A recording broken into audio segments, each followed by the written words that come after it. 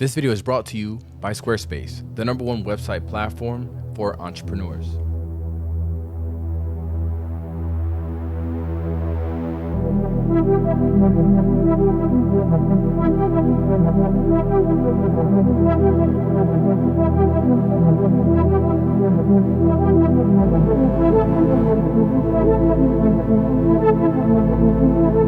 When I first heard of the rumors of Fuji sticking a 100 megapixel medium format sensor in a compact X100 like body, the first thing that came to mind was, how the hell are they going to make a lens small enough, fast enough, good enough that's going to be able to resolve the 100 megapixels while keeping it compact? I had my doubts. See, I'm someone that shoots with medium format all the time, and with every chance that I get, I shoot my Hasselblad X2D alongside my full frame cameras just so that I can compare the files, mostly out of curiosity and to further educate myself on what makes medium format special over other formats. I only had a week with the GFX100RF, and I was curious if this camera also gave me that medium format look that you probably hear so much about. The GFX100RF is a fixed lens medium format camera, first of its kind. It's going to be $4,800. This is definitely a polarizing camera. To some, it's going to sound like a steal, and to others, it's going to sound way overpriced. Fuji was extremely bold to cram their GFX100 II sensor into this small body, while understanding that it was going to come with a couple of really big compromises that will be a deal breaker for some people. But looking at the landscape of things right now, there are people out here paying over $2,000, even $3,000 for an old Sony RX1R full frame fixed lens camera simply because they want the fixed lens experience with terrible battery life, by the way. This camera, I think Fuji is aiming toward the people like me that want better image quality than the Fuji X100 line of cameras that don't want to spend $6,000 for a Leica, which, if I have to be completely honest, is a big reason why I sold my X100 VI, is because I just didn't see or feel a large image quality improvement with that higher megapixel sensor than I feel like I should have. So I couldn't justify keeping it, and I stuck with the X100 V. The GFX RF is capable of shooting 100 megapixel, 16-bit raw photos at 6 frames per second, okay? With a decent buffer size. You get up to 40 raw and 296 JPEG files. Solid numbers. But the hit rate at 6 frames per second with a chunkers slowly walking toward the camera a lot of images were out of focus, but we'll talk about that later. It has a 1/4000 mechanical shutter, a 1/16,000 electronic shutter that I would actually caution you to use because the rolling shutter is very prominent if you do pan slightly with the camera. Fuji was somehow able to, probably using some kind of witchcraft, they were able to put a super compact 35mm f4 lens while retaining the 4-stop ND filter and the leaf shutter. In medium format language, this 35 f4 equates to like a 28mm f3.1 full frame, which I think that was really smart in doing that for obvious reasons. It also has a 9-blade aperture, features 10 elements in 8 groups. It can focus super close with a 20 centimeter minimum focusing distance, and it has the same 49mm filter size of the X100 VI, which is pretty crazy. I know. There's a huge elephant in the room right now, and it's that f4 aperture. I can only imagine the meetings that took place trying to figure out what lens they're gonna put on this camera, because no matter what, the biggest compromise of this camera was going to be, and the design was going to be, the lens. When you're putting a 100 megapixel camera in such a tiny body, I swore that this camera was gonna be the same size as the Leica Q, or at least the lens. They were somehow able to create a camera a medium format fixed camera that still fits in my coat pocket, like my X100 VI, my X100 V. The GFX100RF was designed with a solid aluminum top plate they decided to remove the optical viewfinder along with the little handy flash in the front. That always made the camera fun to use. I'm not an engineer. Did they remove it because it just didn't fit, or was it because they're trying to make a statement that this is more of a serious camera? I don't know. So for that reason, I'm glad that they went with a really nice 5.76 million dot EVF with a 0.84 magnification and 100 frames per second refresh rate. On the rear, it has a really nice and large 3.15 inch screen with a 2.1 million dots. This is the exact same size that's on the Canon R5. On the back here, now you have a dedicated aspect ratio dial, which I really think adds to the fun factor of this camera. You can also use the front dial to quickly scroll through the aspect ratios, which is what I did most of the time.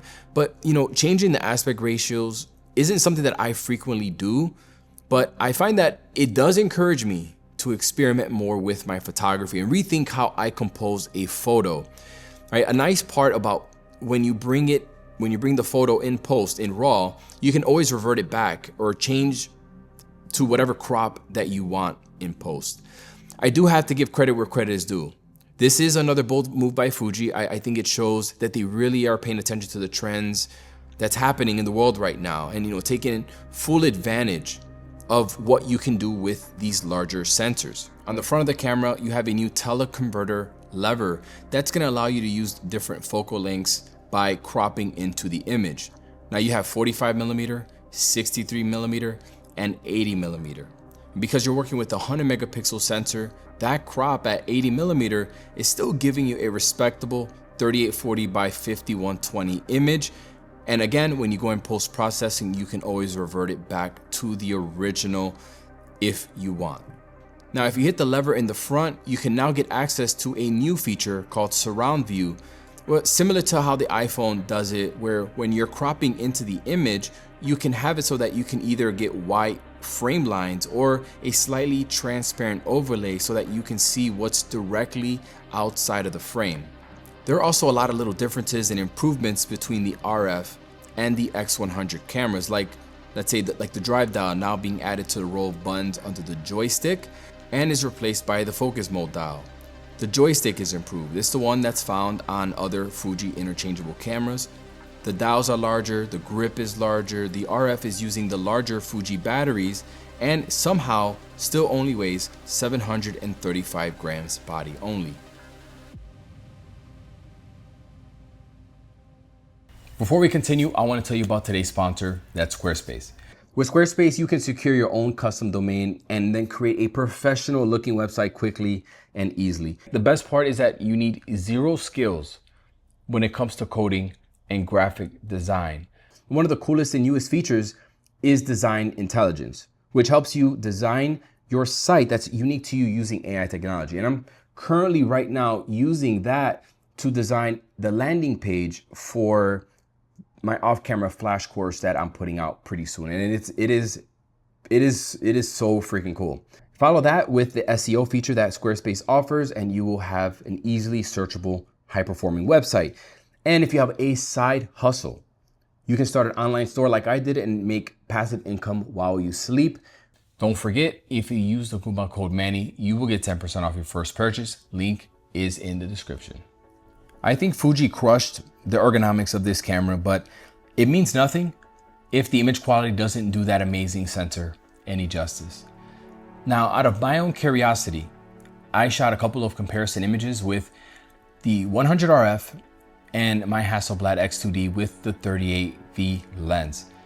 This is not supposed to be a fair comparison, nor am I comparing the brands. This has nothing to do with that.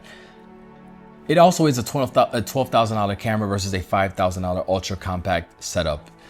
In the past, I've compared the GFX100 to the Hassi X2D, both of their best glass, and other than color science, the results were almost identical.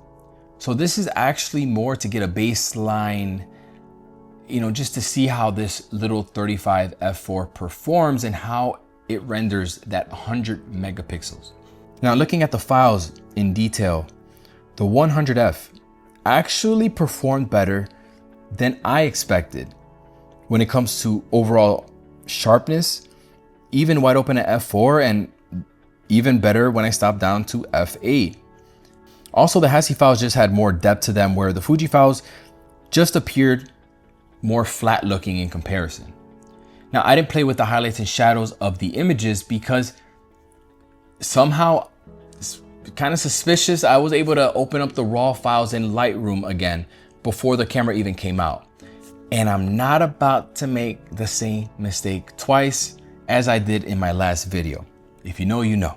Now, for those like myself who have been wanting a compact fixed lens camera that has better image quality than the X100 series, this is definitely gonna do it for you.